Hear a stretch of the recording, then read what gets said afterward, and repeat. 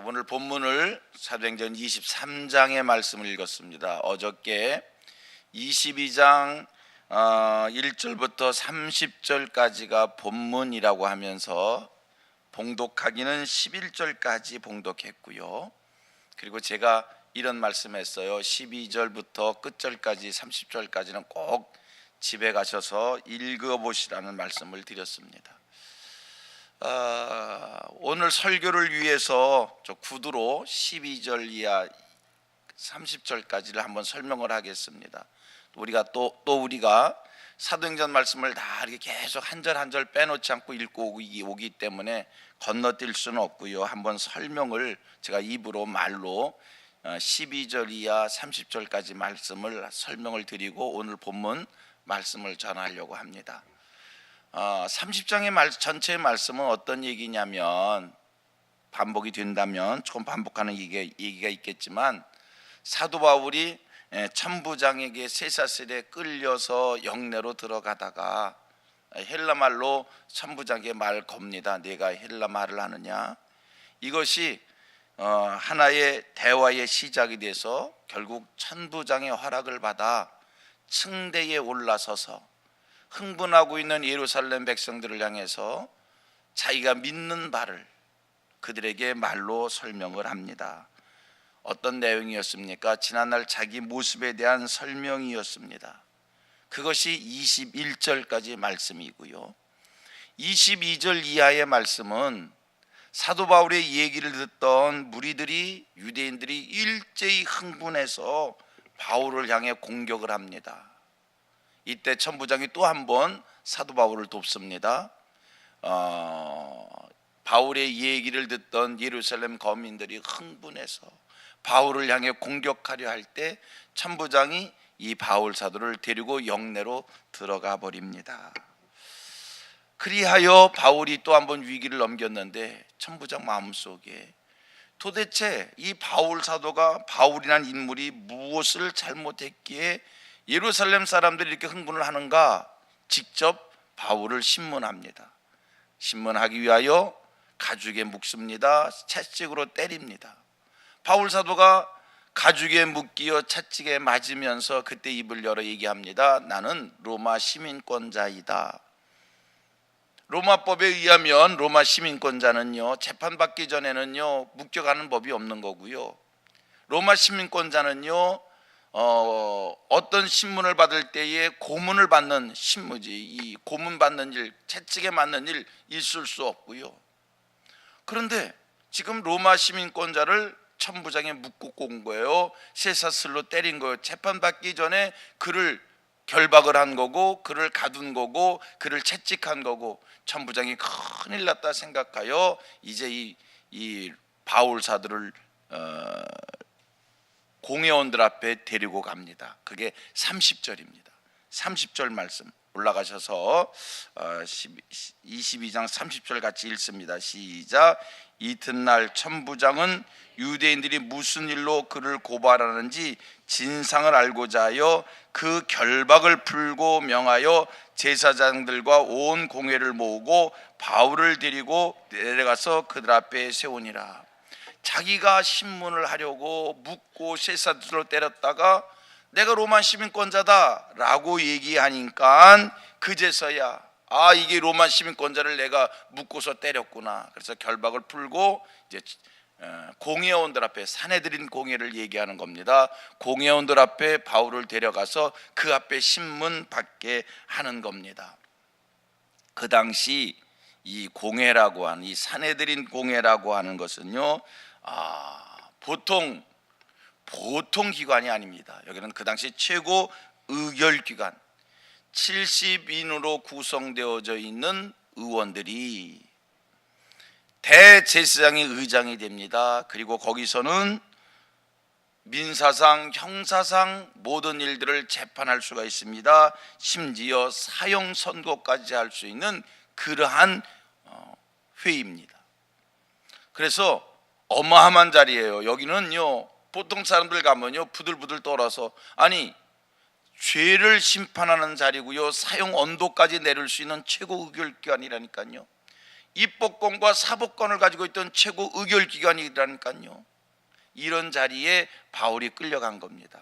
자, 천부장이 바울의 죄가 무엇인지를 알고자 하여 신문하고자 하여 그 앞에 데리고 간 겁니다. 그런데요, 23장 1절 말씀을 보면 우리 놀라지 않을 수가 없습니다. 그 앞에 끌려 나온 바울 사도 23장 1절 말씀 2절 말씀을 가보면, 자, 1절 2절 한번 읽습니다. 1절 2절 시작. 바울이 공회를 주목하여 이르되 여러분 형제들아, 오늘날까지 나는 범사의 양심을 따라 하나님을 섬겼노라 하거늘. 2절 대제사장 아나니아가 바울 곁에 서 있는 사람들에게 그 입을 치라 명하니. 3절 바울이 이르되 회칠한다며 하나님이 너를 치시리로다. 여기까지.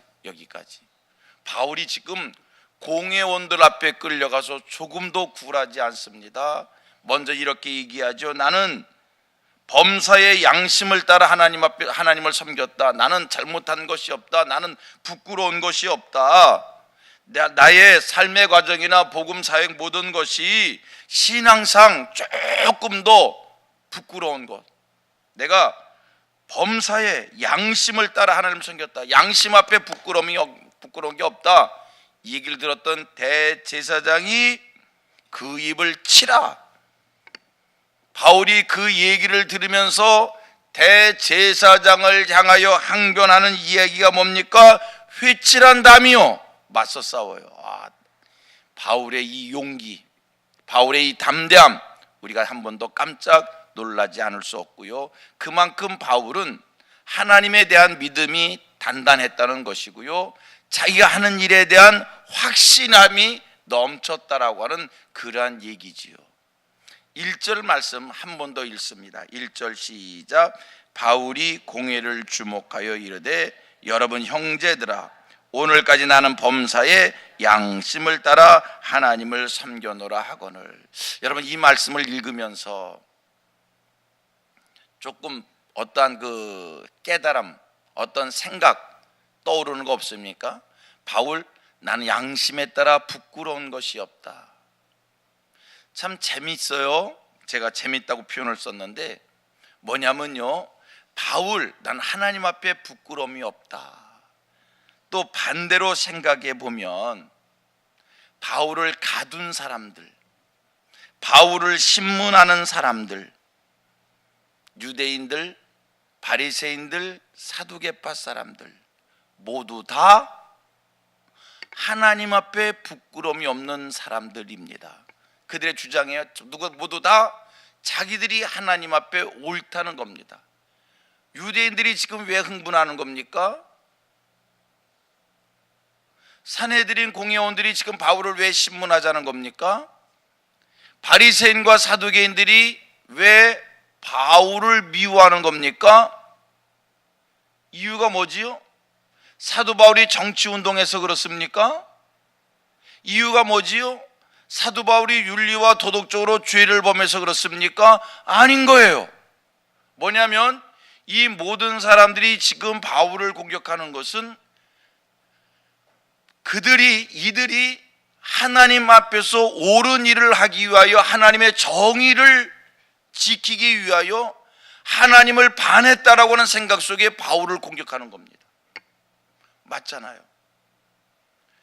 하나님을 위한다, 율법을 지킨다, 이것이 하나님의 뜻이다. 그래서 바울의 입을 막으려고 하는 겁니다. 이 사람들 자기들도 얘기하는 겁니다. 자기들이 하는 것이 하나님 앞에 양심에 틀리지 않다는 겁니다. 바울의 얘기입니다. 내가 지금까지 한 모든 일들은 양심에 부끄러움이 없다는 겁니다. 지금 바울의 얘기를 듣던 공회원 대제사장이 왜 바울을 향해서 입을 치다 큰 소리를 친 겁니까? 모든 일에 양심에 부끄러움이 없다고 얘기하니까 그 얘기 듣고 이 사람이 흥분해서 바울의 입을 치라는 거예요. 저마다 자기들이 옳다는 겁니다. 저마다 자기들이 옳다는 겁니다. 바울도 하나님의 영광을 위하여, 하나님을 위하여, 복음을 위하여 라고 하는 얘기인 거고요, 이 사람들도 하나님을 위하여, 하나님의 영광을 위하여, 하나님의 말씀을 위하여 바울을 공격하는 겁니다. 저마다 자기가 맞다는 겁니다. 그런데 여러분, 이런 경우는요, 오늘 우리들이 겪는 일이기도 합니다. 같은 하나님을 믿으면서, 같은 말씀을 믿으면서, 같은 말씀을 믿고 순종하며 살면서 부딪히는 경우들이 얼마나 많은지 예를 들자면 이단자들의 주장입니다.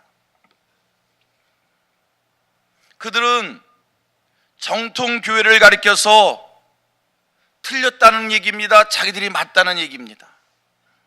그들도 성경을 가지고 정통교회를 공격을 합니다. 자기들이 옳다는 거예요. 정통교회가 틀렸다는 거예요.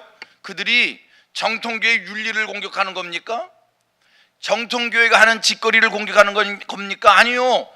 성경 진리를 가지고 자기들이 옳기 때문에 저 교회가 틀렸다고 얘기하는 거예요. 저마다 자기들이 옳다고 얘기를 합니다. 더 쉽게 얘기해 볼까요? 종교개혁자 루터, 우리 개신교에서는요, 용기 있는 사람입니다. 로마 가톨릭이 불의한 길을 가를 때에, 성경 말씀에서 어긋났을 때에 구원은 오직 믿음으로 말미암아 누구도 들고 일어나지 못했을 때 생명 걸고 종교개혁을 일으킨 사람이 마틴 루터입니다. 천주교 입장에서 생각해 볼까요? 천주교 입장에서 생각해 보면 루터는요, 교회법을 어긴 사람입니다. 결혼하지 말라고 했는데 신부가 결혼하고 교회법을 어겨서 뛰쳐나간, 도망쳐간 죄를 범한 사람입니다. 저마다 자기들이 옳답니다. 저마다 자기들이 정통이라고 이야기합니다. 자, 다시 오늘 성경 속에 들어와서 얘기합니다. 유대인들, 산헤드린 공회원들, 바리새파 사람들, 사두개파 사람들, 자기들의 주장이 옳다고 얘기하는 것이고, 바울사도 목숨 내걸고 내가 맞다는 겁니다. 내가 하나님을 위한다는 겁니다. 내가 복음을 위한다라고 하는 겁니다. 사도 바울은 자기의 주장이 옳다라고 설명하기 위해서 22장에 아주 장황하게 지난날 자기의 자기된 모습을 명확하게 사람들 앞에 설명을 합니다.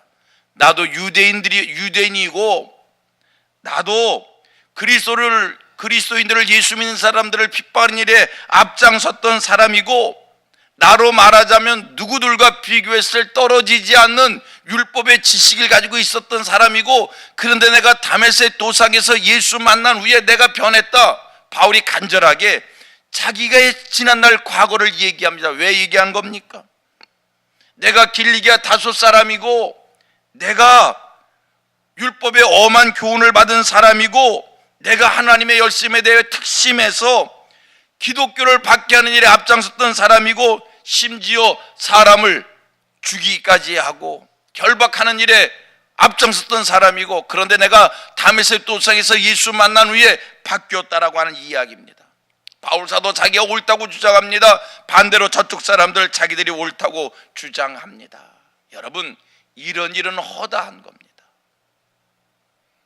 오늘 이 자리에서 예배하는 우리들이 내가 옳다고 주장하는 그것이 혹이나 옳지 않은 것을 옳다고 주장하며 내가 하나님을 위하여, 하나님의 영광을 위하여 한다는 그것이 혹이나 하나님의 영광을 가리우고 하나님을 반하는 일이 되면 어떻게 하나, 그런 생각을 한 번쯤 할 수 있게 되기를 축복합니다.